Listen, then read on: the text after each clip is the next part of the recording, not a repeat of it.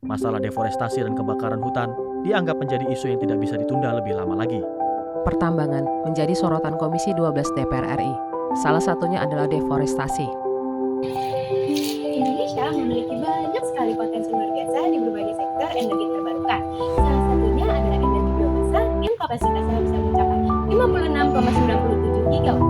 Bahkan, staf khusus Menteri SDM memprediksi bahwa pada tahun 2060 sekitar 60 dari 700 gigawatt pembangkit energi terbarukan di Indonesia akan berasal dari biomasa loh. Ini bukan cuma angka yang besar, tetapi juga peluang yang lebih besar untuk Indonesia yang lebih bersih serta bebas emisi.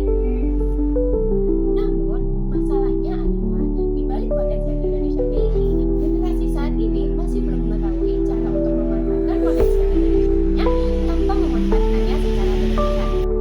Beberapa sumber seperti Forest Watch Indonesia juga mengatakan loh bahwa transisi energi biomasa sangat dapat memicu deforestasi yang sangat signifikan.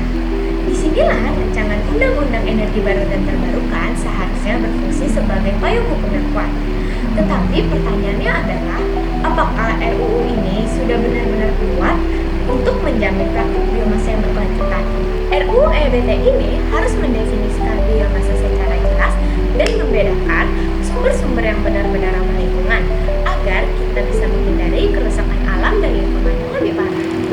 Sebagai agen perubahan, kita harus segera bertindak untuk mencegah hal-hal itu terjadi. Makanya, jika saya terpilih menjadi anggota DPR, saya akan mengusulkan satu program bernama Promasi. Program ini akan dipimpin oleh para generasi muda dan ditempatkan di daerah-daerah khusus seperti 3T, terdepan, terluar, dan tertinggal. Program ini juga akan bekerja sama dengan Kementerian Lingkungan Hidup dan Kehutanan untuk memastikan integritas dan jangkauan dari program-program ini. Maka dari itu, saya akan mengutamakan 3 fungsi utama DPR ini untuk merealisasikan hal tersebut. Yang pertama, fungsi legislasi. Dalam fungsi ini, saya akan mengusulkan penambahan pasal untuk memastikan bahwa biomasa yang dikategorikan sebagai energi terbarukan harus berasal dari sumber berkelanjutan, seperti sampah rumah tangga dan limbah pertanian. Fungsi kedua, fungsi anggaran. Dengan fungsi ini, kami akan bekerja sama dengan KLHK untuk mengalokasikan sekitar 15 hingga 20% dana APBN untuk mengadakan pelatihan pengolahan limbah biomasa bagi masyarakat. Dan yang terakhir adalah fungsi pengawasan. Promasi akan secara berkala diawasi oleh para pejabat. Makanya program ini dibuat karena energi biomasa bukanlah solusi yang instan untuk Indonesia, melainkan it's a long-term commitment.